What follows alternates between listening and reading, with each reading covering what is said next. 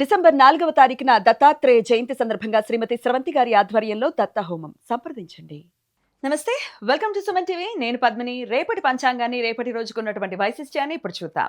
రేపు 24వ తారీఖు నవంబర్ నెల 2025వ సంవత్సరం సోమవారం.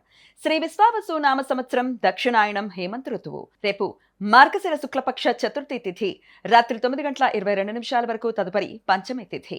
పూర్వాషాఢ నక్షత్రం రాత్రి 9:53 వరకు, తదుపరి ఉత్తరాషాఢ నక్షత్రం. శూలయోగం మధ్యాహ్నం 12:37 వరకు, తదుపరి గండయోగం. వణిజకరణం ఉదయం 8:25 వరకు, భద్ర అంటే విష్టికరణం రాత్రి 9:22 వరకు, తదుపరి భవకరణం ఉంటాయి. సూర్యుడు వృశ్చిక రాశి అనురాధ నక్షత్రం 2వ పాదంలో సంచరిస్తున్నాడు. చంద్రుడు ధనుసు రాశిలో రాత్రి 4:27 వరకు, తదుపరి మకర రాశిలో సంచరిస్తాడు. నక్షత్ర వర్జం ఉదయం 6:02 నుండి 7:48 వరకు అమృతకాలం. సాయంత్రం 4:36 నుండి 6:22 వరకు. రేపు సూర్యోదయం ఉదయం 6:26 సూర్యాస్తమయం సాయంత్రం 5:40 చంద్రోదయం ఉదయం 9:45 చంద్రాస్తమయం రాత్రి 8:57 అభిజిత్ ముహూర్తం పగలు 11:40 నుండి మధ్యాహ్నం 12:25 వరకు. దుర్ముహూర్తం మధ్యాహ్నం 12:25 నుండి 1:40 వరకు. మరలా మధ్యాహ్నం 2:40 నుండి 3:25 వరకు. రాహుకాలం ఉదయం 7:50 నుండి 9:14 వరకు. గుళిక కాలం మధ్యాహ్నం 1:27 నుండి 2:51 వరకు. యమగండం ఉదయం 10:39 నుండి మధ్యాహ్నం 12:03 వరకు. రేపు మాస వినాయక చతుర్థి.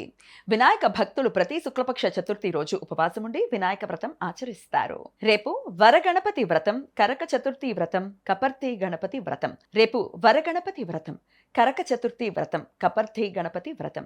మార్గశీర్ష శుక్లపక్ష చవితి రోజు ఈ వ్రతం ఆచరిస్తారు. వృత్తి, ఉద్యోగ, వ్యాపారాదులలో స్థిరత్వ సమస్యలను ఎదుర్కొంటున్న వారు వాటిని అధిగమించడానికి రేపు గణపతి వ్రతాన్ని ఆచరిస్తారు. రేపు బదరీ గౌరీ వ్రతం. బదరి అంటే నేరేడు చెట్టు.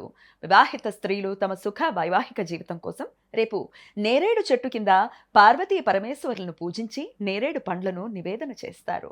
నివేదించిన నేరేడు పండ్లను తాము కొంచెం ప్రసాదంగా తిని మిగిలినవి చిన్న పిల్లలకు పంచుతారు. ఏకార్గళ దోషం రేపు రాత్రి 9:53 నుండి ఎల్లుండి మధ్యాహ్నం 12:50 వరకు ఉంటుంది. గండయోగం జరుగుతున్న సమయంలో రవిగ్రహం అనురాధ నక్షత్రంలోనూ, చంద్రుడు ఉత్తరాషాఢ నక్షత్రంలోనూ ఉన్నప్పుడు ఈ దోషం ఏర్పడుతుంది. ఈ దోష సమయంలో శుభకార్యాలు చేయడానికి అనుకూలం కాదు. ఈ సమాచారాన్ని మనకు అందించిన వారు మేడికొండూరు విశ్వనాథ్ ప్రసాద్ గారు. ఆయనకు కృతజ్ఞతలు తెలియజేస్తూ గణపతి స్మరణతో సమస్త సన్మంగళాని భవంతు. నమస్కారం.